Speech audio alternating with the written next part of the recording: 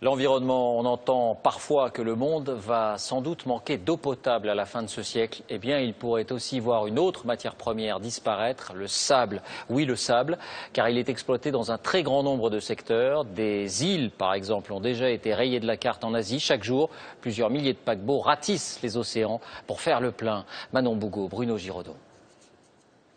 Pour beaucoup d'entre nous, il évoque les vacances et pas grand-chose de plus.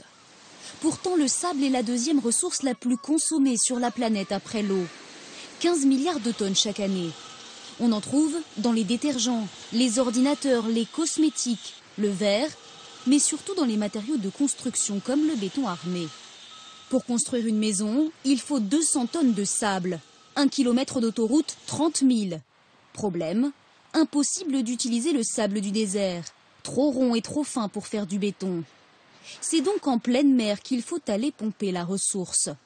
Ce sont ces immenses bateaux qui draguent les fonds marins pour récupérer des tonnes de sable, et cela représente une menace pour l'écosystème. Le sable, c'est un endroit où on a un certain nombre de poissons plats, où on a beaucoup de vie.